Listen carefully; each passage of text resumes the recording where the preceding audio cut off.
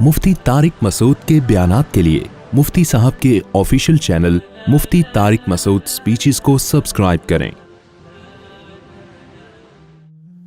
आज भी एक बंदा आया, बयान से पहले ना एक बंदा आया, मिलना चाहता हूँ मुफ्ती साहब, आप उनको समझाएं कि मुझे अपनी बेटी दे दें। मैंने कहा मैं क्यों समझाऊं? कह रहे हैं मैं सही हूँ, मैं नेक आदमी हूँ, मैं नमाज पढ़ता हूँ, तो आप उनको सिफारिश करें कि ये गलत है शरीयत में। मैंने कहा क्यों सिफारिश करूं, मैं आपको जानता नहीं हूं। लड़की के बाप को ये हक है कि वो आपको देखेगा, वो जिस नीयत से देखेगा आपको, उन आंखों से मैं देख ही नहीं सकता। वो तो हर तरह से आपको कंगालेगा। नहीं, एक दफा मिल तो ले। मैंने कहा मैं नहीं मिलूंगा। ऐसे भी कई दफा हुआ कि बहुत दफा इसरार किया, फिर ले आए अब्बा को। अब्बा ने कहा ठीक है मुफ्ती साहब से मिलवा दो। कई दफा हुआ है। तो जब आए ना मेरे पास अब्बा, उन्होंने कहा मुफ्ती साहब आप क्या कहते हैं, इससे मैं आप अपनी बच्ची की शादी कर लूँ? मैंने कहा भाई मुझे क्या पता, आप करने हैं तो मैं तो नहीं जानता इसको। वो लड़का तिल मिला रहा है, मुफ्ती साहब मुंह से फूट दो ना। भाई मैं क्यों फूटूं मुंह से? किसी लड़की की जिंदगी तबाह हो जाए, मुझे क्या पता यार। एक बंदे ने तो यहाँ तक किया, मेरे बयान में पाबंदी से बैठता था, तो उसने क्या किया कि वो लड़की वालों को बताया, बाहर थे वो लड़की वाले, उनको बताया कि मैं मुफ्ती साहब का शागिर्द हूँ, मेरे साथ सेल्फियाँ वेल्फियाँ भी। तो दूसरी शादी के लिए उसने पैगाम भेजा वहाँ पे। तो लड़की वालों ने जब देखा मुफ्ती साहब का इतना क्लोज है, उसने कहा निकाह भी मुफ्ती साहब पढ़ाएंगे। और इधर मुझसे आके राब्ता किया कि मुफ्ती साहब आप मेरा निकाह पढ़ा देंगे। मैं तो पढ़ा देता हूँ, मैं तो सुबह शाम यहाँ निकाह होते रहते हैं। मैंने कहा मुझे क्या पता पीछे कहानी क्या चल रही है। तो मैंने कहा ठीक है पढ़ा दूंगा मैं निकाह। जब निकाह पढ़ाने का वक्त आया तो उसने कहा कि भाई वो लड़की के अब्बा का फ़ोन आ रहा है, आप उठा लें। मैंने फ़ोन उठाया, मैंने कहा जी। तो मैंने कहा भाई इतने बजे निकाह है आपका, तो वो मुझे कुछ डॉक्यूमेंट्स के लिए लड़के को मैंने कहा है, तो नाम वाम आप उसको बता दें। अच्छा ये बात अभी फ़ोन रखने ही वाला था, एकदम मुझे कोई छठी हिस्स ने काम करना शुरू किया। मैंने कहा मुझे एक बात बताएं, आप अपनी बेटी दूसरी शादी पे इस बंदे को क्यों दे रहे हैं? दूसरी शादी पे आप अपनी बेटी इसको क्यों दे रहे हैं? वैसे ही जनरल नॉलेज के लिए पूछ रहा हूं, यानी मेरा नाम तो कहीं इस्तेमाल नहीं किया। कहते हैं भैया आपका शागिर्द है मुफ्ती साहब, आप 2 शादियों की तरगीब देते हो, मैं इसलिए दे रहा हूं। मैंने कहा आपकी बच्ची में कोई प्रॉब्लम है, तलाक याफ्ता है, बेवा है, या कोई मसला है, या उसके अच्छे रिश्ते आ नहीं रहे? कह रहे हैं रिश्ते तो आ रहे हैं उसके। तो मैंने कहा फिर किसी कंवारे को दो, आप दूसरी शादी वाले को क्यों दे रहे हो? मैं समझा पा रहा हूं अपनी बात?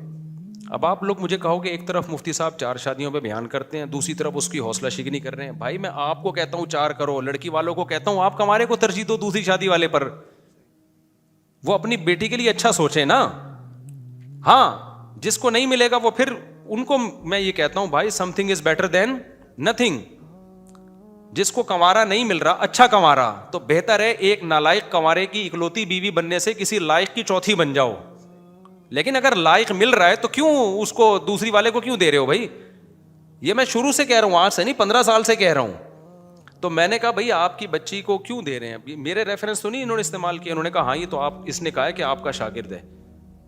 तो मैंने कहा भाई देखो, मेरा शागिर्द हो या कोई भी हो, मेरा बेटा भी हो, आपको अगर अपनी बच्ची के लिए कोई कंवारा अच्छा मिल रहा है, अच्छा, तो फिर आप दूसरी शादी वाले को बोलो ना दो। नहीं मिल रहा तो फिर मजबूरी है। लेकिन फिर भी सिर्फ ये ना देखो कि मेरा शागिर्द है या मेरे बयान में बैठता है। बयान में तो चर्सी भी आके बैठते हैं यहाँ पे, वो इस नीयत से बैठते हैं कि शायद हम इससे चर्च छूट जाए। बेनमाजी भी बैठते हैं, शराबी भी बैठते हैं। मेरा बयान हर तबका सुनता है। मैं जब दुनिया में ट्रैवलिंग करता हूं, गोरे सुन रहे हैं, गोरे, आप हैरान हो गए, गोरे सुन रहे हैं बयान। तो अरबी सुन रहे हैं तर्जमा करवा करवा के। अजीब अजीब खलकत है भाई जो सुन रही है। बहुत बड़ी तादाद में नहीं होंगे कि पूरे वो उन्होंने कंपनी खोली हुई है मेरे बयान के, अरब लोग, अरब के पास अपने उलमा बहुत हैं सुनने के लिए। लेकिन मैं बात कर रहा हूं कि हर तबका सुन रहा है। तो मैंने उनसे कहा, मैंने कहा भाई ये तो मेरे बयान में बैठना या मेरा शागिर्द, अव्वल तो मैंने कहा मेरे शागिर्द हैं नहीं है, तो और बयान में भी मैंने कभी देखा नहीं है इनको। तो फिर मैंने कहा कि आप क्यों दे रहे हो? तो उसने कहा अच्छा, यानी 1 घंटे बाद निकाह होने वाला था और यहाँ ये प्रोग्राम चल रहा था। मुझे गुस्सा इस पर आया था कि मेरा नाम क्यों इस्तेमाल किया भाई। कह रहे हैं आपके साथ तस्वीरें देखी हैं। मैंने कहा मेरे साथ तो गधे की भी तस्वीरें हैं, मुर्गे की भी हैं, कुत्ते की भी हैं। आप देख लो, हमारा मुर्गे के साथ मैंने कितनी दफ़ा तस्वीर खिंचवा के नेट पे डाली है। तो क्या आप मेरा मुर्गा रिश्ते का पैगाम भेजेगा, उसको दे दोगे अपनी बेटी?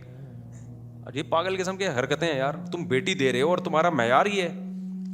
پھر جناب میں نے کہا نہیں بھائی یہ آپ, میں نے کہا میں رشتہ نہیں توڑوا رہا, میں صرف یہ کہہ رہا ہوں کہ آپ جو کام کرو کانفیڈنٹلی کرو, سوچ سمجھ کے کرو, بچی کا مستقبل ہے.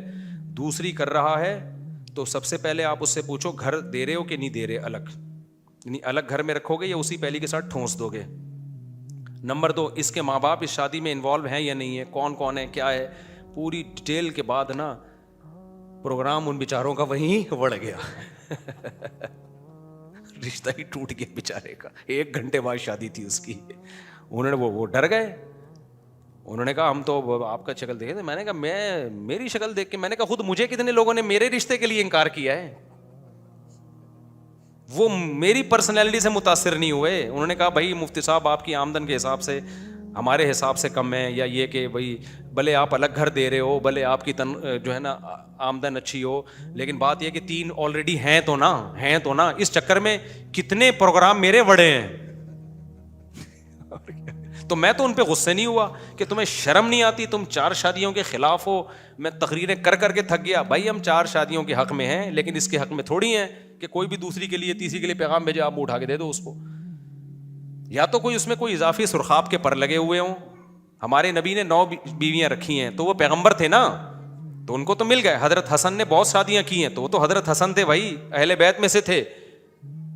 تو آپ میں بھی کوئی سرخاب کے پر ہیں, یا تو بے تحاشا پیسہ ہے, یا آپ کی پرسنالٹی اتنی اٹریکٹیو ہے کہ لڑکیاں مرے ہی جا رہی ہیں, کہہ رہی ہیں بھائی چوتھی پہ بھی ہمیں یہ بندہ قبول ہے, یا پیسہ اتنا ہے کہ غریب لڑکیاں مر رہی ہوتی ہیں کہ بھائی پیسہ ہم چوتھی پہ بھی, کوئی نہ کوئی کوالٹی ہوتی ہے تو دوسری تیسری مل جاتی ہے. ادروائز جو کوالٹی نہیں ہے اس کو تو ایک نہیں مل رہی ہوتی.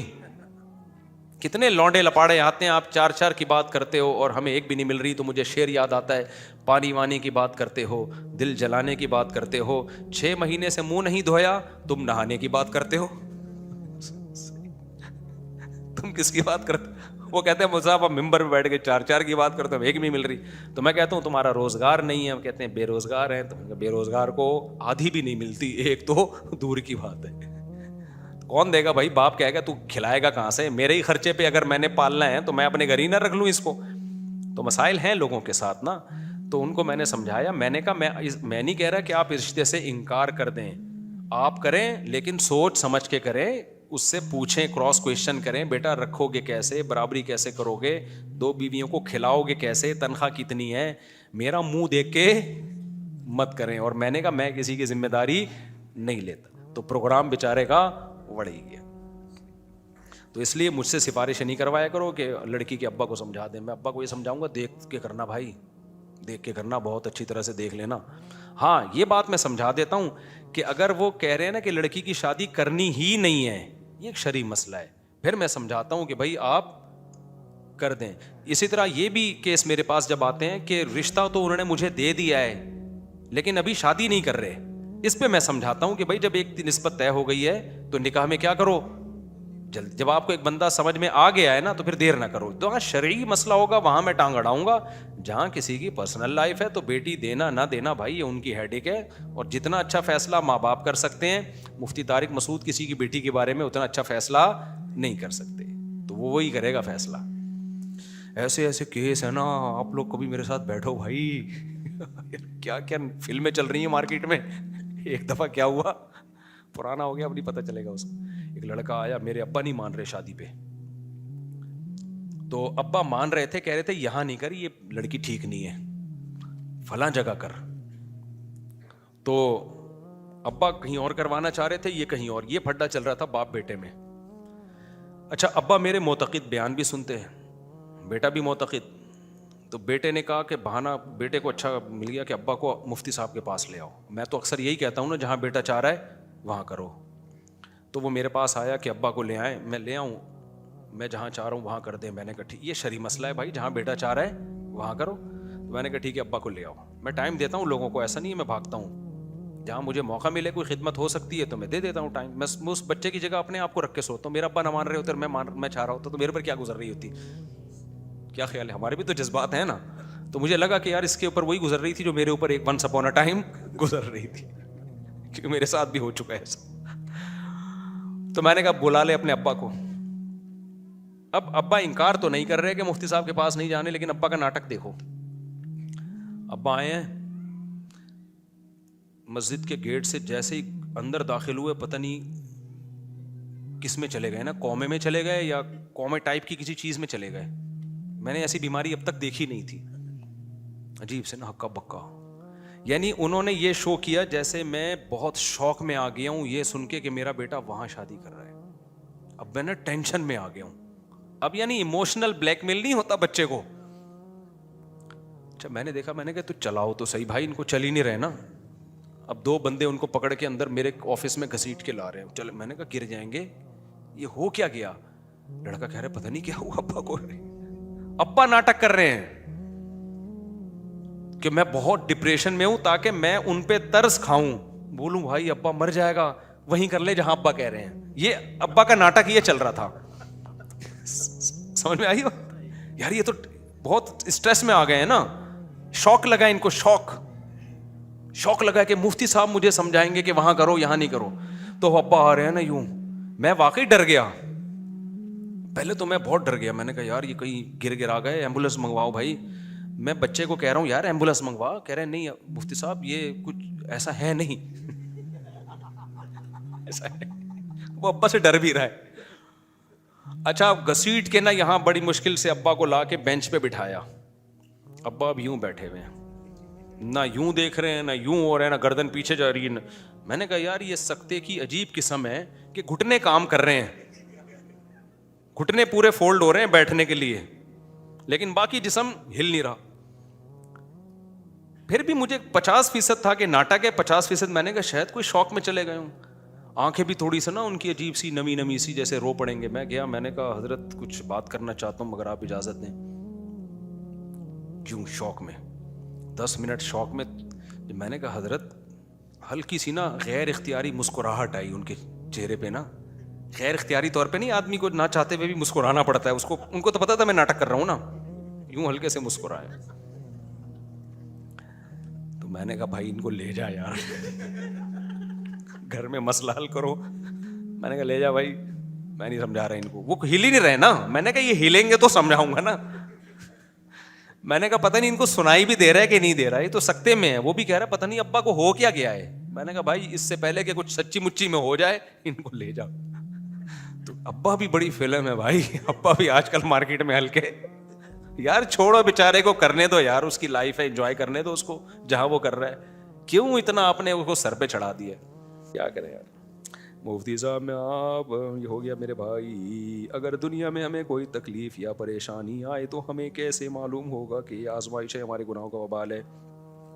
اگر احساس ہو گیا نا کہ میرے گناہوں کا وبال ہے اور اللہ کی طرف طبیعت مائل ہو گئی تو سمجھ لو یہ اللہ کی طرف سے نعمت ہے. اور اگر کوئی فکر ہی نہیں ہو رہی ہے نا, جب بھی گناہ پر عذاب آتا ہے نا اور وہ عذاب بن کے آئے تو اس میں توبہ کی توفیق نہیں ملتی.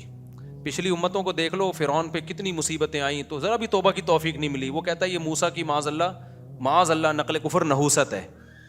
تو گناہ سزائیں مل رہی ہیں, پریشانیاں آ رہی ہیں اور دل اللہ کی طرف مائل ہی نہیں ہو رہا, تو سمجھ لو یہ آخرت کے عذاب سے پہلے دنیا کا عذاب ہے.